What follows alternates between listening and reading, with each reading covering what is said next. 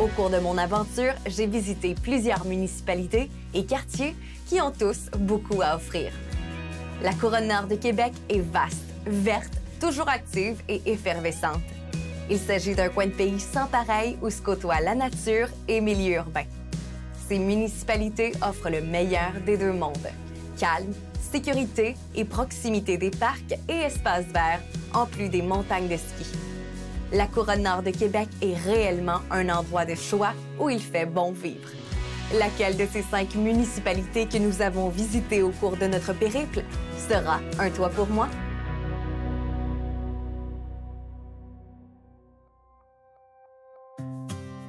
Aujourd'hui, j'ai rendez-vous avec Mégane. Dans les derniers mois, on avait comme mandat de lui trouver une première propriété. On a visité toutes les régions de la Couronne-Nord. On avait commencé par la municipalité de Lac-Beauport, Sainte-Brigitte-de-Laval, Notre-Dame-des-Laurentides, qui est Charlesbourg-Nord. On a visité Stoneham, on a terminé avec Lac-Saint-Charles. Puis aujourd'hui, on s'en va découvrir sa propriété. Ceux qui ont suivi le marché immobilier un petit peu dans les derniers mois, en fait, depuis la pandémie, savent que c'était tout qu'un défi de trouver une propriété pour une première acheteuse. Mais finalement, on a trouvé un toit pour Mégane. Alors, je suis vraiment content de venir vous montrer ça aujourd'hui. Aujourd'hui, c'est une journée assez spéciale pour moi. J'ai le plaisir de terminer la saison en faisant découvrir mon acquisition à PO. J'ai enfin trouvé ma perle rare, ma première propriété. Et aujourd'hui, je vous la fais visiter. Allô, Mégane. On Allô? avait commencé la saison à moins 40 degrés Celsius Oui. ici à Lac-Beauport cet hiver. Aujourd'hui, bien, comme vous pouvez voir, on est encore à Lac-Beauport, presque les pieds dans l'eau. Il fait un petit peu plus chaud. Dis-moi pourquoi on est ici aujourd'hui. En fait, pendant notre périple dans la couronne nord de Québec, l'objectif, c'était de trouver un toit pour moi. Donc, évidemment, pendant mon périple, j'avais un petit coup de cœur pour Lac-Beauport, mais il fallait quand même que je visite les autres régions de la couronne nord. Pendant la saison, on a visité quand même 15 propriétés. On a vu des condos, des jumelés, des maisons. On a même regardé des plans rénovation. Quels ont été tes coups de cœur? Pendant notre visite de la couronne nord de Québec, je dois dire que j'ai vraiment eu beaucoup de coups de cœur, mais mon cœur s'est arrêté sur 3 propriétés en particulier, soit la première qui se trouvait à Lac-Saint-Charles, un beau bungalow des années 70. La deuxième était un peu plus en retrait de la ville, c'était sur le chemin des Cascades à Lac-Beauport. Et la troisième m'a vraiment plu parce que la vue était imprenable sur les montagnes et c'était dans le secteur de Stoneham. Tu as bien raison, puis ce que j'avais remarqué, moi, que c'est des maisons qui ont des terrains incroyables puis des vues à couper le souffle. À part ces éléments-là, qu'est-ce qui a influencé ton choix?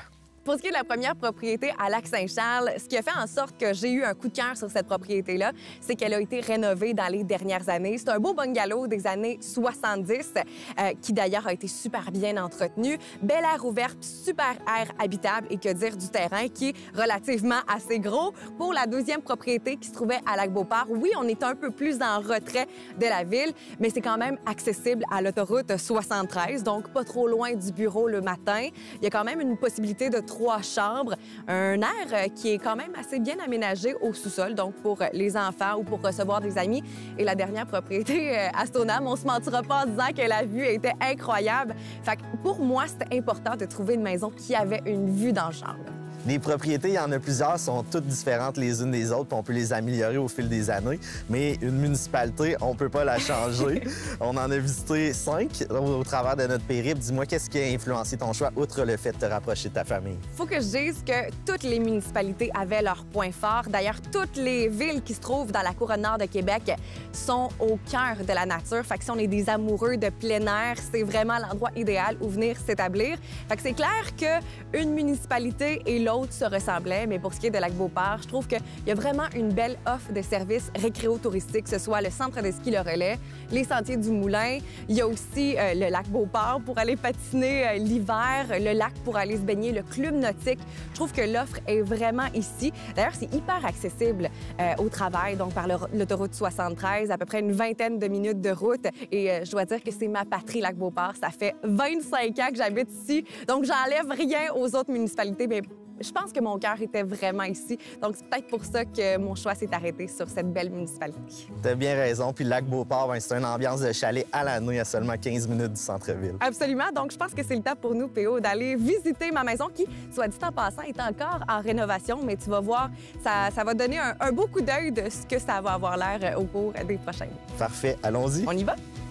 Lorsqu'on est à la recherche d'une propriété, de la propriété de nos rêves, on a tous évidemment en tête une checklist. On aimerait tous que ces petites cases soient cochées, mais la réalité est tout autre.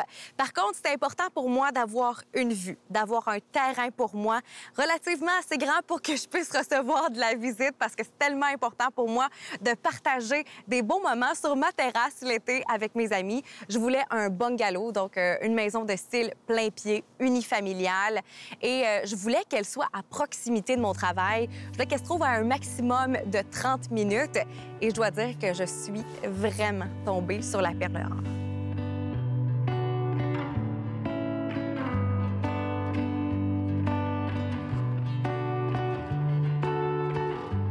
Théo, bienvenue chez moi. Je t'ai dit un peu plus tôt que j'allais te faire visiter mon humble demeure que j'ai acheté au cours des derniers mois et mon périple, même notre périple dans la couronne nord de Québec m'a permis de trouver un toit pour moi. Malgré le fait qu'il soit vert, c'est un toit pour moi. C'est les surprises de l'hiver, mais au moins on est à Lac-Beauport, c'était ton secteur coup de cœur. Puis en visitant ces municipalités-là, bien, on s'est rendu compte que c'était aussi la municipalité dont les prix sont les plus élevés. Alors il a fallu que tu fasses quelques compromis. Parle-nous donc un petit peu des compromis que tu as faits. Évidemment, je suis installée à Lac-Beauport, donc j'ai dû rapetisser un peu mon terrain. J'ai 8000 pieds carrés de surface de terrain. Par contre, tu as une superbe vue sur le lac. Et je t'en ai parlé un peu plus tôt et c'était donc bien important pour moi d'avoir une vue sur le lac, non seulement, mais aussi sur les montagnes.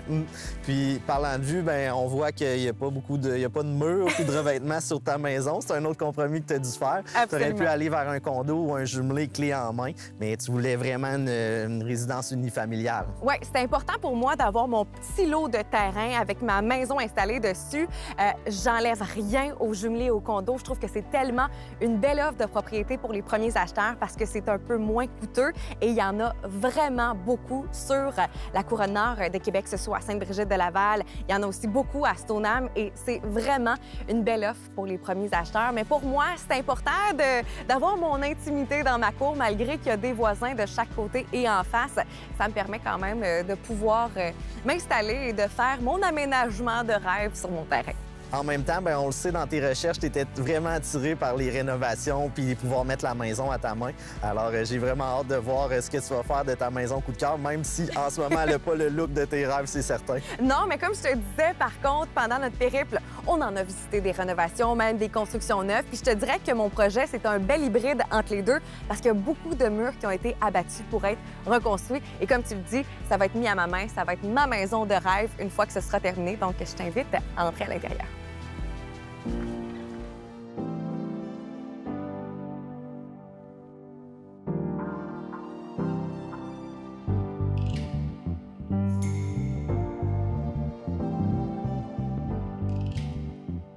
Théo, bienvenue à l'intérieur de ma maison. Comme tu vois, c'est en rénovation. Mais je pense qu'on voit quand même le potentiel que ça pourrait donner. Évidemment, quand je l'ai acheté, je te l'ai dit, ça ressemblait pas du tout à ça. Non, hein, c'était un retour dans le temps, comme tu me disais. Puis c'est tellement important quand on rentre d'une maison, la première impression. J'imagine que si la première impression, c'était le mot potentiel avec la vue que tu voyais, je vois qu'on voit le lac Beauport, puis on voit même le relais en coin. Je pense que tu as utilisé les bons mots en disant potentiel. Quand je suis rentrée ici, j'ai vu qu'il y avait quelque chose à faire avec cette demeure-là, malgré qu'elle était prise dans les années 70 et qu'elle n'avait pas eu de rénovation au cours des dernières années.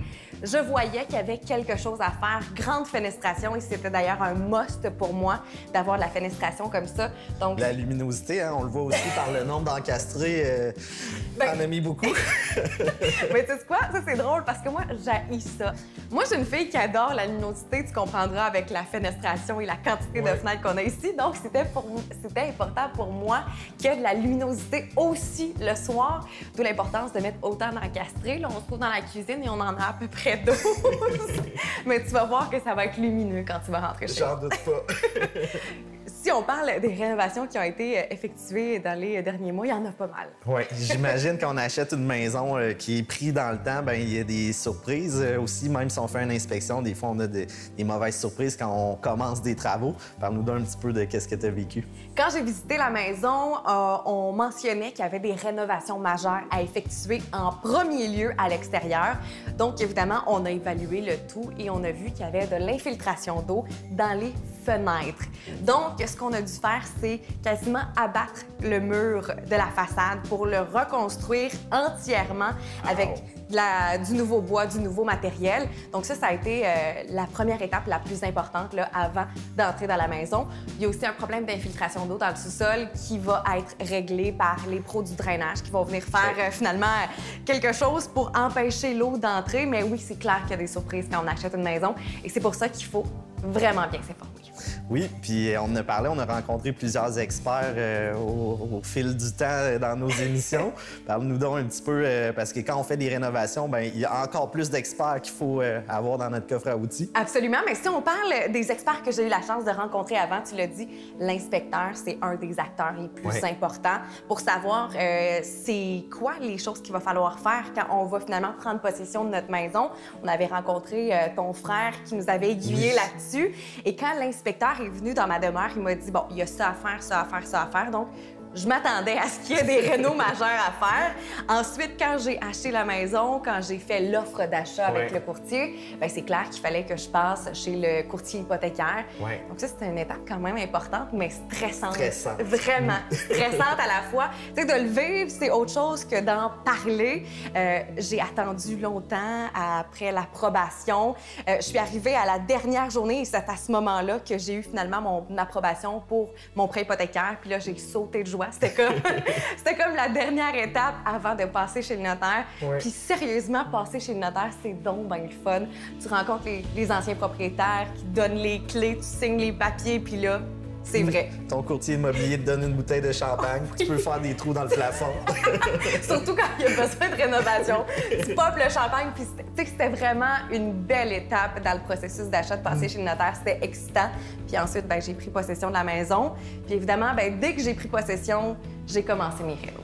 J'ai acheté un casque, une masse, puis on fait des travaux. D'ailleurs, parlant de ça, montre-nous donc un petit peu peut-être des photos du avant, du pendant et du qu'est-ce que tu as en tête comme vision de la maison. C'est sûr qu'avant, comme je te dis, on était quasiment pris dans les années 70. Donc, tu peux voir, il y avait énormément de tapisseries, beaucoup de bois. On était dans du chêne massif, mais on voyait le potentiel quand même. On a fait des modifications au niveau du mur extérieur. Je t'ai dit qu'on l'avait abattu. On a changé l'emplacement de la porte parce qu'on rentrait dans la cuisine, comme les anciennes maisons des années 70. Donc, j'ai changé la porte de place. Ensuite, la cuisine en chêne complètement. Donc, tu peux voir. Il y avait une belle tapisserie, par exemple. Belle tapisserie, des très beaux drapés. Tu sais, ça n'enlève rien. Il y avait tellement un beau potentiel. Et puis finalement, ce que ça va donner, bien là, on le voit un peu, ça va être à air ouverte. Mais évidemment, je vais le mettre à ma sauce. Donc ici, on se retrouve dans la cuisine. Ce que ça va donner, ça va être blanc. Ça va être complètement épuré. Ensuite, ici, on voit le look que ça va donner si on regarde par là-bas. Donc là, c'est très beau. D'ailleurs, pour moi, c'était de mise de faire des plans 3D parce que ça me permet d'avoir une vue d'ensemble de mon projet, mais ça me permet aussi de travailler, de mieux travailler avec les experts que je côtoie tout au long de mon processus de rénovation. Là, tu vois, c'est peinturé en blanc et ça va rester ce blanc-là. Ça revient à mon amour pour la luminosité, à mon amour pour la clarté. Donc, ça va être vraiment lumineux. On va avoir des matières qui vont être naturelles, fait que des tables en bois, des divans beige. Puis parlant de look, je pense qu'on rencontre aujourd'hui un expert qui va t'aider dans le look futur de ta maison. Absolument, parce que les couvre-planchers, c'est un des éléments de décor majeurs dans une rénovation, que ce soit une petite rénovation ou une grosse rénovation comme ici. Donc, c'est Brian Labrec qui va venir nous rencontrer pour nous parler couvre-plancher. Super, j'ai hâte de le rencontrer. Il y a énormément d'acteurs importants dans le processus d'achat d'une maison, en plus de votre courtier immobilier. Je pense entre autres à l'inspecteur, celui qui va venir dresser un bilan complet de santé et de l'état de la propriété que vous souhaitez acheter. Il y a aussi le courtier hypothécaire qui va venir autoriser votre financement et surtout vous prêter les sous nécessaires pour l'acquisition de cette nouvelle demeure et le notaire qui va officialiser le tout en vous remettant les clés de votre nouvelle maison. Évidemment, après avoir pouvoir signer les papiers. Au cours de notre périple dans la couronne-nord de Québec, j'ai aussi la chance de rencontrer un arpenteur géomètre et un évaluateur. Mais aujourd'hui, on termine la saison sur une belle note, une note de décoration même, je pourrais dire. On reçoit Brian Labrec, un expert des couvre-planchers. Et pourquoi les couvre-planchers? Parce que c'est le plus gros élément de décor d'une maison.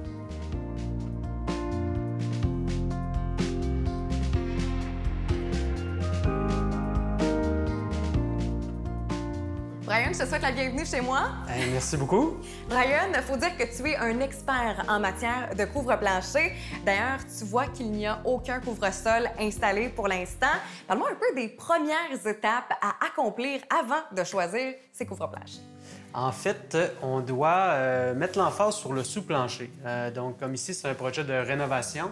Dans ton cas ici, les contreplaqués n'étaient pas tout à fait égales. Donc, il y a une préparation qui a été faite pour mettre ça lisse et égal. Donc, ça, c'est la première étape. Puis à quel point c'est important de faire une préparation de sol avant de recevoir le couvre-plancher? En fait, c'est que sinon, quand on va arriver pour installer le plancher, le couvre-plancher va suivre le sous-plancher. Donc, si on fait aucune préparation, on risque de briser là, le plancher à long terme. Alors, c'est ça. Puis, dans ton cas, il y avait beaucoup d'options qui s'offraient à toi au niveau des couvre-planchers. Parce qu'il faut dire qu'il y a une variété de couvre-planchers qui existent, que ce soit des lattes de vinyle, des céramiques, du bois, de toutes les variétés. Et comme tu dis, il y avait beaucoup d'options qui s'offraient à moi. C'est ça. Il y avait en fait, latte de vinyle clic, plancher flottant, bois d'ingénierie. Et ton choix, c'est justement est allé vers le bois d'ingénierie qui est ici. Donc, pourquoi le bois d'ingénierie? C'est qu'on va pouvoir le coller sur la préparation de plancher. Donc, ça va faire un plancher qui est solide quand on marche dessus. Et bois d'ingénierie, pour certains, ça ne veut absolument rien dire. Il faut dire qu'on peut comparer le bois d'ingénierie avec un bois franc. C'est quoi la majeure différence entre les deux? Bois d'ingénierie, justement, on peut l'installer sur un sous-plancher, soit de béton. Aussi, on peut aller dans des largeurs plus larges, donc 5 pouces et plus. Puis, on a quand même un vrai bois sur le dessus. Ce qui est intéressant, donc ça augmente la valeur de la maison. Ingénierie, il y a une petite partie de bois franc dessus, donc par-dessus le plywood. Est-ce que c'est aussi résistant qu'un bois franc? Oui, c'est aussi résistant. Il y a différents finis, comme dans le chêne, il y a un aspect brossé qui, justement, est très résistant. Comme dans ton choix ici, il y a un aspect brossé, look scandinave un petit peu. On a parlé des divers choix de couvre-plancher. Maintenant, c'est le temps de parler couleur, tendance, parce que c'est un choix important, parce que le plancher, c'est le plus gros élément de décor d'une maison. Qu'est-ce qui est à la mode ces temps-ci? Les couleurs naturelles, le chêne, l'érable naturel, aussi les petits gris pâles.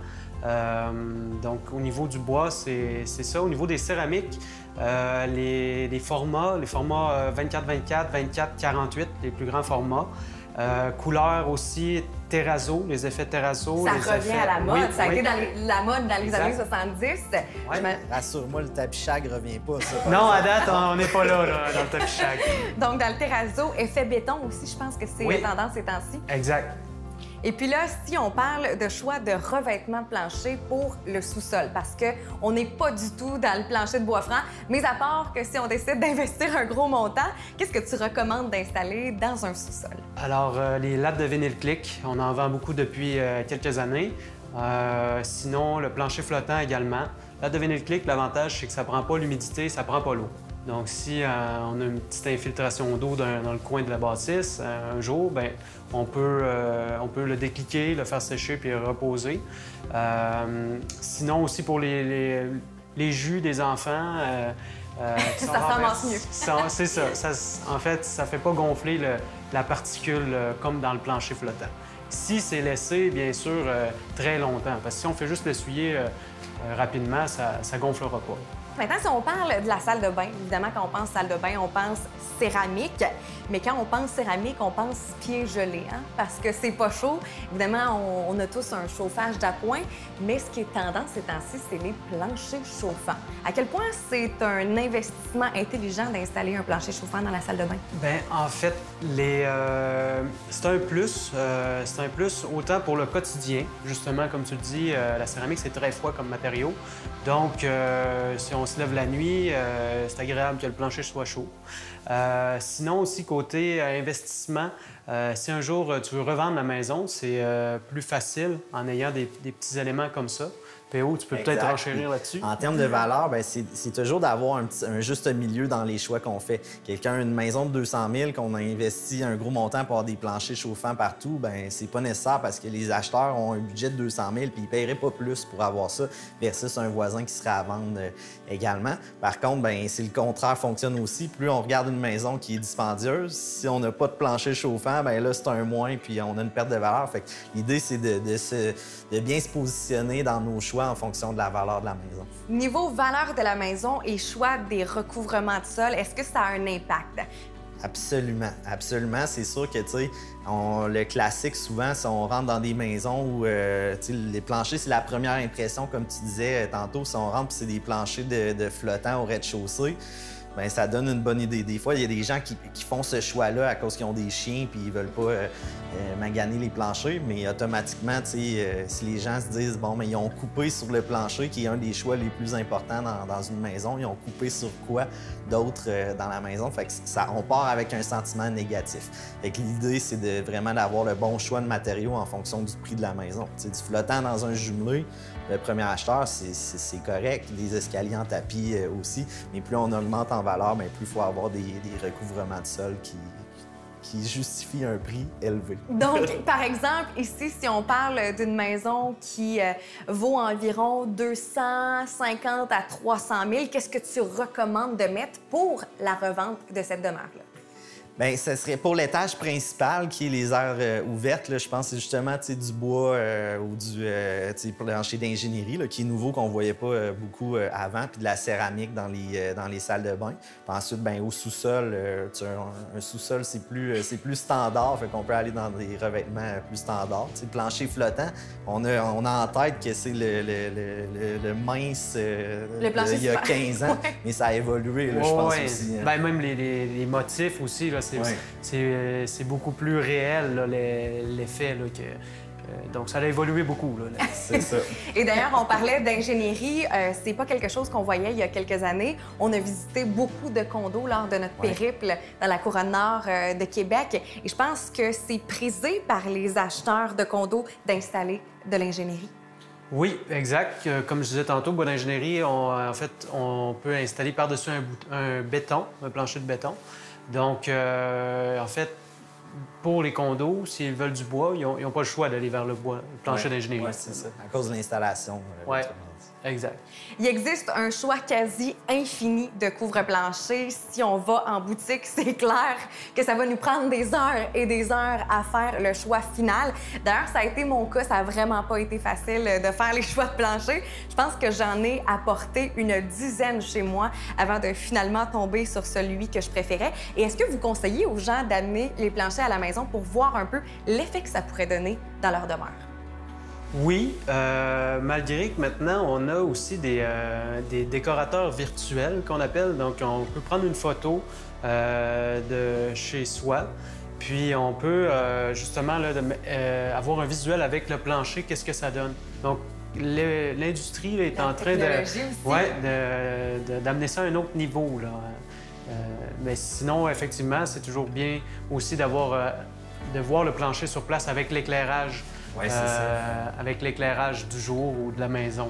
Ouais. La luminosité de la fenestration, la lumière ambiante, soit si elle est jaune, si elle est plus blanche, ça change énormément la couleur d'un couvre-sol. Donc, évidemment, bien, si on peut l'apporter à la maison, c'est l'idéal. En tout cas, moi, ça m'a permis de faire mon choix final. Merci énormément, Brian, pour tes judicieux conseils. Évidemment, bien, on invite les gens à aller rencontrer les designers et les conseillers chez Labrec Plancher Décor. Merci à toi, Mégane. Merci.